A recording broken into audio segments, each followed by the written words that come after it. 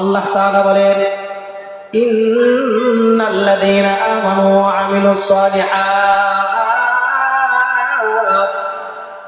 এক নাম্বার, আমাদের ঈমানদার হইতে হবে, আল্লাহ তাআলার প্রতি ঈমান। আল্লাহ তাআলা একক, তার কোনো শরীক নাই।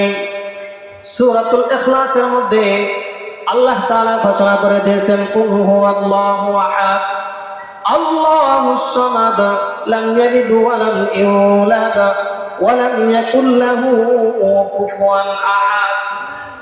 ও নবী মুহাম্মদ, আপনি মানুষদেরকে বলে দিন, আল্লাহ তাআলা বলেন, হে নবী আপনি বলে দিন, হুয়া মানে তিনি, আল্লাহ মানে আল্লাহ, আহাদ মানে একক, আল্লাহ তাআলা একক, তার কোনো শরীক নাই।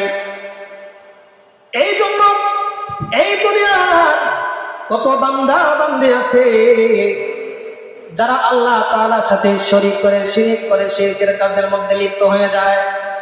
12 মাসের তারা পূজা করে, বড় ধরনের কোন জিনিস দেখলে তারা তাকে রব বলে স্বীকার করে, আশ্চর্য ধরনের জিনিস দেখলে তাদেরকে রব বলে।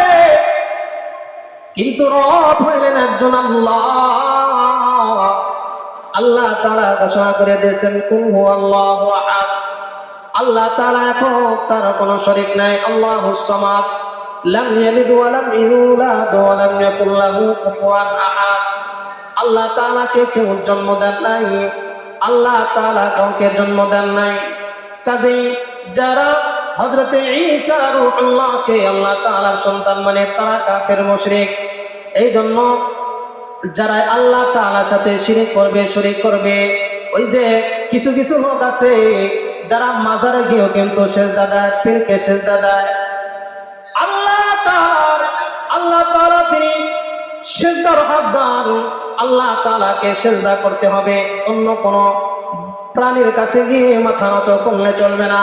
অন্য কোন বান্দা বান্দির কাছে গিয়ে যদি আমরা মাথা নত করি, আমরা যদি কোনো দরবারে চলে যাই, আমরা যদি মনে করি এই পীর সাহেব আমাদেরকে বাচ্চা দেবে, কিন্তু বাচ্চা দেনেওয়ালা একজন, তিনি হইলেন আমার রব আল্লাহ।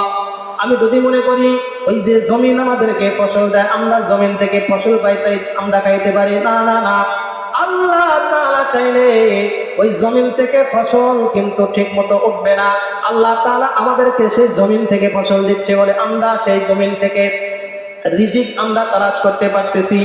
এই জন্য মুসলমান, রিজিক দাতা, বিধান দাতা এবং আল্লাহ তাআলা সব কিছুর মালিক। কোনো কিছুর সাথে আল্লাহ তাআলাকে শরীক করা যাবে না। এক নম্বরে আমাদেরকে ঈমানদার হতে হবে। ঈমান আনতে হলে আল্লাহ তাআলাকে এক জানতে হবে।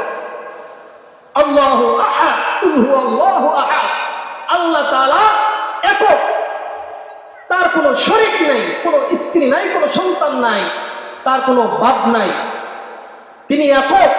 আল্লাহ তাআলাকে নিয়ে চিন্তা করলে, আল্লাহ তাআলাকে নিয়ে কেউ যদি গবেষণা করে, তাহলে সে বিভ্রান্ত হয়ে যেতে পারে। এই জন্য আল্লাহ তাআলা আমাদেরকে বলে দিয়েছেন যে তোমরা আমাকে নিয়ে টেনশন করো না, আমাকে নিয়ে তোমরা কোনো চিন্তা ভাবনা করো না। তোমরা যদি আমাকে নিয়ে চিন্তা করো, আমি কিভাবে হইলাম, আমি কোথায় থেকে আসলাম, আমি কিভাবে আসি, কোথায় আসি, এই টেনশন, এই চিন্তা ভাবনা যদি করো, তাহলে তোমরা গোমরাহ হয়ে যাবে। এই যে বাউল সরকার আবুল, সে কিছুদিন আগে আল্লাহ তাআলাকে নিয়ে কটূক্তি করেছে, আপনারা জানেন না? অনেকেই জানেন। কত বড় স্পর্ধা, আল্লাহ তাআলাকে নিয়ে সে কটূক্তি করে, এমন একটা ভাষা বলেছে যেটা বলার মতো না।